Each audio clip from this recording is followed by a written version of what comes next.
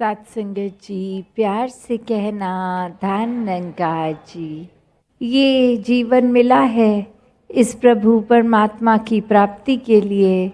ये प्रभु जो एक हर समय हमारे अंग संग है, ये पूरे ब्रह्मांड के कतरे कतरे में है, ये हर किसी इंसान में है।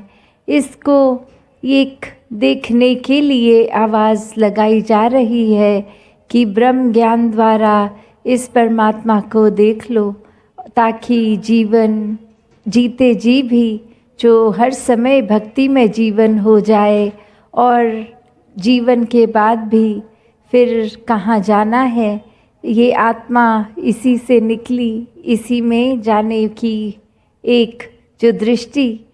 तो ये बात युगों युगों से संतों ने समझाई कि जीवन को व्यर्थ ना गवाओ, अपने आप को जहाँ इस प्रभु परमात्मा की प्राप्ति के बाद एक एक पल सुनहरा करके अपने अंदर भी जहाँ मानवीय गुणों से युक्त हो जाओ, वो गुण फिर उस तरह कोई सीखने की बात नहीं। जब जब इस परमात्मा से एक मन का रिश्ता गहरा होता है, स्वयं ही एक अच्छे गुण, अच्छी आदतों का प्रवेश हो जाता है। वो फिर कुछ समय रहने वाली नहीं, हर समय के लिए वो गुण एक जीवन में भर जाते हैं। दिल से हर एक का आदर सत्कार प्यार, एक भावना जो मन में करुणा दया, एक दिल विशाल हो जाता है। तो कैसे फिर किसी में वो नज़रिया बचता नहीं कि हम ही श्रेष्ठ हैं, दूसरा किसी अन्य जाति पाति का है तो श्रेष्ठ नहीं है।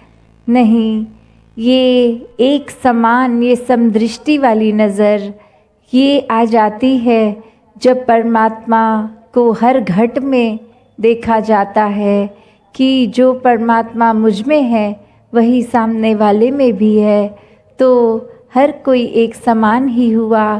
कुछ ऊंच नीच के, कुछ एक धन दौलत के कारण अमीर गरीब, ये सभी इस परमात्मा के हैं।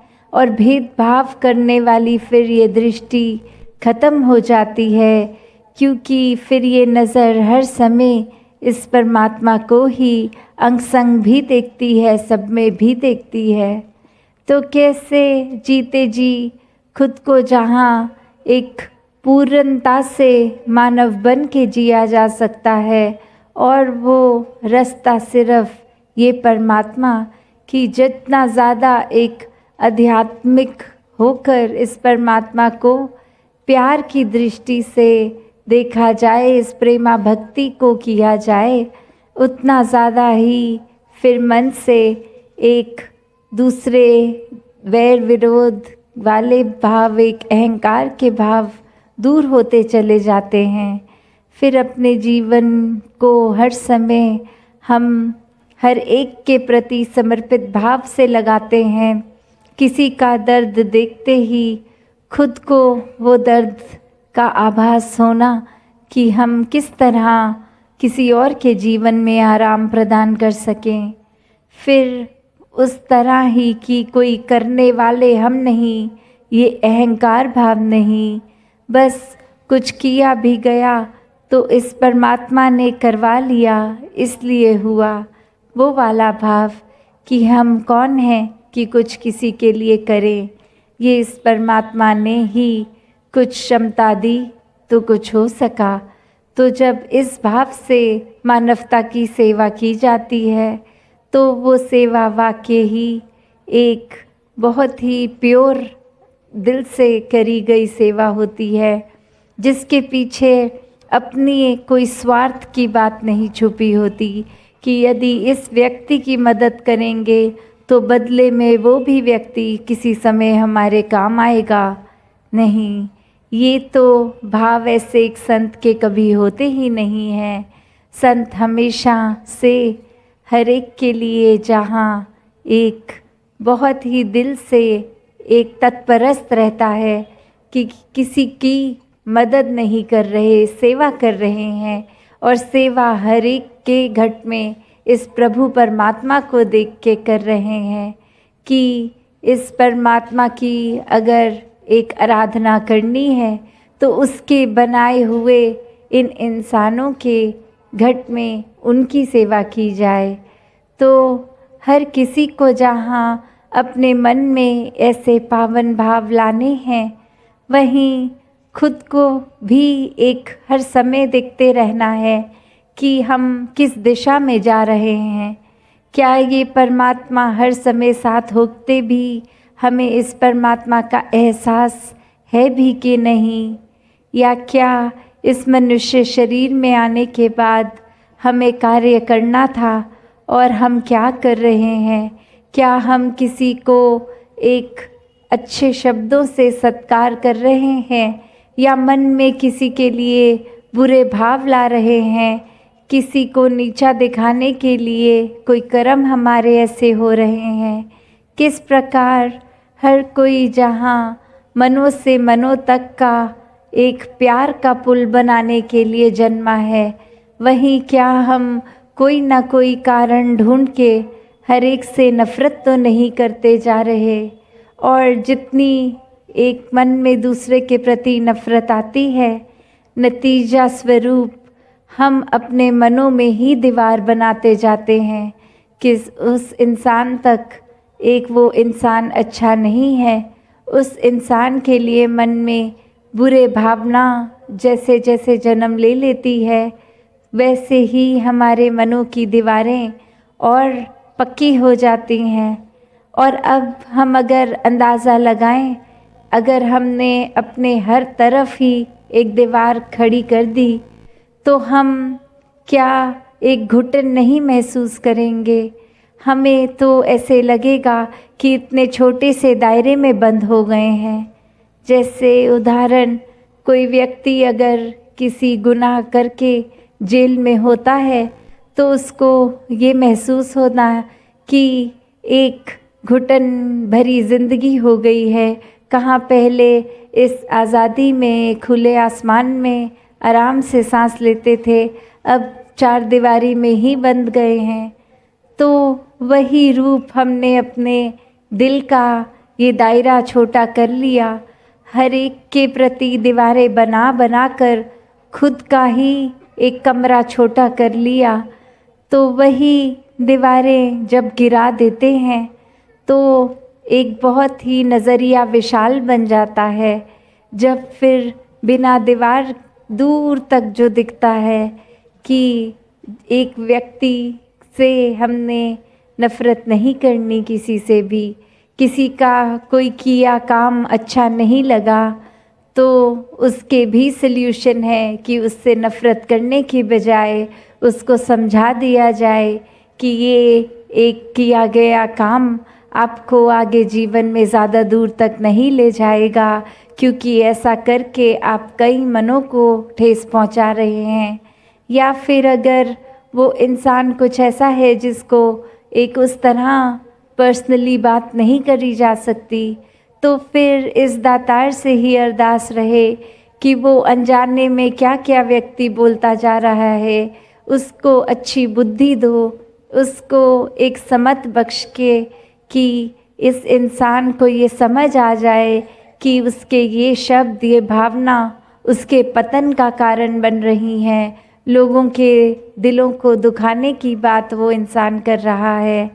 तो कैसे एक चीज़ अगर सामने आई तो हमारा रिएक्शन क्या हुआ, वो एक दिल से नफ़रत की बजाय एक उसके लिए भी एक अच्छे रास्ते की ओर जाने वाले भाव मन में उन एक पन पे, ना कि ये व्यक्ति तो ऐसा करता है, हमने इससे बोलचाल ख़त्म कर देना है, इसके कर्म, इसके बोल तो ऐसे हैं, हमने अब इसकी तरफ देखना तक नहीं है। तो भाव क्या, भक्तों ने तो हर समय यही सिखाया है कि हर किसी की गलती अगर है भी तो उसको प्रयत्न हमने करना है कि उस व्यक्ति के जीवन से वो गलती ख़त्म हो जाए, ना कि उस व्यक्ति के लिए मन हमारा ऐसा कि नहीं वो व्यक्ति को ही नकार दें। एक प्यार के भावना जब मन में होगी तो हर कोई अपना लगेगा। और यही बात हमने भी कर्म रूप में करनी है कि एक जो बात होती है कि हर एक को आदर सम्मान रिस्पेक्ट देना है, तो वो रिस्पेक्ट क्या है? सिर्फ वो बात नहीं कि कोई घर आया उसको प्यार से सोफे पे बिठा के एक चाय पानी दे दिया तो बस उसकी इज्जत हो गई। नहीं, वो घर में प्रवेश करके हमारे भाव क्या हैं कि ये व्यक्ति इस समय आ गया है, हमें तो कोई ज़रूरी काम से जाना था, मन में तो कुछ ऐसे भाव चल रहे होंगे और बाहर से मुस्कुराकर उसको हम घर में एक कह रहे होंगे कि स्वागत है आपका।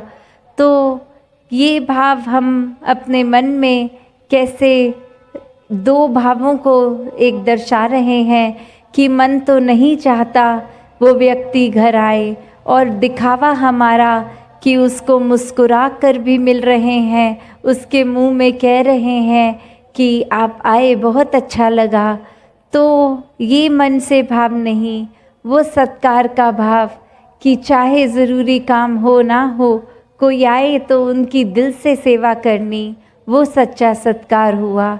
किसी को एक सड़क पे भी अनजान व्यक्ति को भी अगर मिले, कुछ लग रहा है कि कोई दिक्कत है, तो उसको एक किस तरह से कि गर्मी से शायद प्यासे हैं या जो भी कारण रहा, किसी की एक हमारे साथ वो वाकफियत है कि नहीं, जानते हैं कि नहीं, वो महत्वता बात नहीं रखती।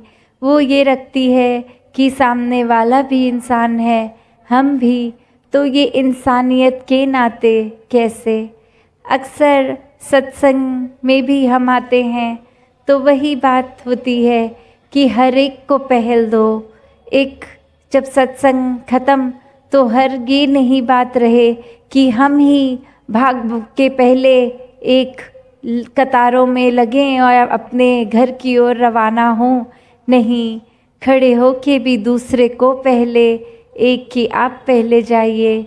वो वाले भाव कि सिर्फ ये किताबी बातें नहीं, जब तक जीवन में उसको प्रैक्टिकल करके नहीं जिएंगे तब तक वो बात तो सिर्फ शब्द ही बन के रह जाएगी।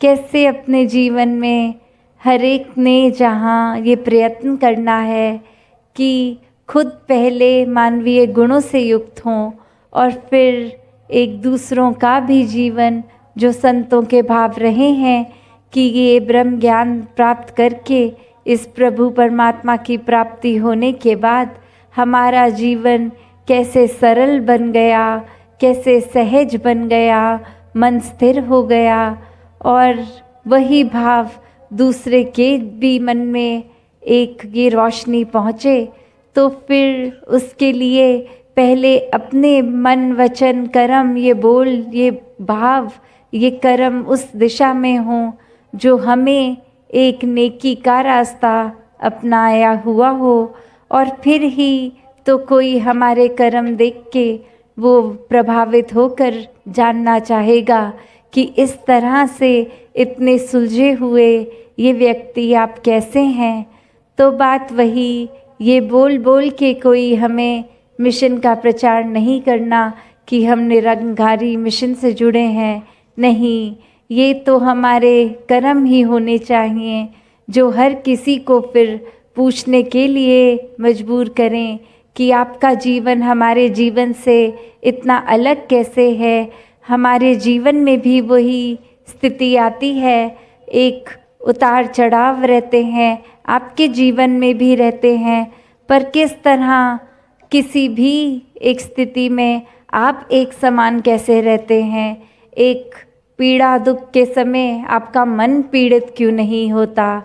तो जब ऐसे भाव एक संतों के मन में होते हैं तो हर एक तक वो सुख चैन अमन पहुँचाने के भाव बन जाते हैं कि इस तरह सिर्फ जीते जी ये कोई दुनियावी सुख लेने के लिए नहीं, इस परम पिता परमात्मा के साथ जुड़ने के का जो अर्थ है, हमेशा के लिए जीते जी भी हर समय इसमें लीन हों, ताकि कुछ भी एक असर चढ़े तो वो पक्का रंग इस बेरंगे का, ना कि दुनियावी माया का आज कोई चीज़, कोई सामान, कोई ऐसा प्रभाव, और कल जब वो सामान इत्यादि जीवन में ना हो तो मन फीका फीका महसूस करे। तो ये परमात्मा का पक्का रंग हर समय चढ़ा रहे, और ये फिर वही भक्ति का रंग होता है जो एक मीराबाई के जीवन में था कि कुछ भी हो ये मन झूमता रहता है। कबीरदास जी का जीवन, किसी अन्य संत का एक जीवन पकड़ लें तो उनके जीवन में एक जो समान बात है वो यही है कि उनको एक अपना मन का नाता उन्होंने परमात्मा से जोड़ा। इसलिए नहीं कि कोई दिखावा मात्र था, नहीं, वो एक सच्चे भाव से जुड़े। उन्होंने ये नहीं देखा कि और किसी का रंग चढ़ा हुआ है दातार का उनके मन में कि नहीं। अपनी भक्ति को उन्होंने स्वयं किया, किसी की देखा देखी कोई कॉपी नहीं किया। वो ही बात कि हम भी अगर आके सिर्फ इसलिए सत्संग से जुड़ें कि किसी व्यक्ति को जानते हैं जिनका जीवन अच्छा है, जिनके जीवन में दुख तकलीफ नहीं है, तो हम सोचें क्योंकि ये सत्संग कर रहे हैं इसलिए ऐसा हो रहा है। नहीं, उस व्यक्ति के भी जीवन में दुख तकलीफ तो होगी, पर वो परमात्मा के साथ जुड़कर उस तकलीफ को तकलीफ की तरह नहीं देख रहा, वो उस समय भी शुक्राने भाव में जुड़ रहा है। तो अगर सत्संग से जुड़ें भी तो एक सच्ची वजह से, एक असली वजह से जुड़े, नहीं तो सत्संग में आके भी वो भाव ना वैसे बने तो हम सत्संग में आके भी भीड़ ही रह गए। तो हमें सत्संग में आके क्या करना है, इस सिमरन को करते समय मन के भाव क्या होने चाहिए, सेवा करते समय सेवा भाव क्या हो, ये तो हर कोई अपना अंतर्यामी है। ये हर एक को पता है फिर कि जस्ट कोई एक इंसान कर रहा है इसलिए ही मैं कर रहा हूँ, तो वो सही कारण नहीं है वो चीज़ करने का। जब तक वो मतलब ना पता हो ये कारण से इस चीज़ का करना, तब तक वो चीज़ करनी व्यर्थ है। फिर चाहे वो सेवा सिमरन सत्संग ही क्यों ना हो, सही वजह से अगर एक बिना दिखावा मात्र मन का एक सच्चा रूप इस परमात्मा से जुड़कर जब तक कोई चीज़ नहीं होगी, तब तक वो हरगिज़ कबूल नहीं है। तो वो दातार कृपा करे हर किसी के जीवन में एक सच्ची भक्ति आए, सच्चा सुमिरन करने का मन बने, एक सेवा भाव भी एक अर्पित रूप समर्पित रूप का हो। तो दातार कृपा करे कि इस निराकार परमपिता परमात्मा से सब अपना ध्यान, ये मन हर समय के लिए जोड़ लें, ताकि भक्तिमय जीवन फिर ये शुरुआत उस रूप की प्रेमा भक्ति की हो। दातार हर किसी पे कृपा करे। सत्संगत जी, धन निरंकार जी।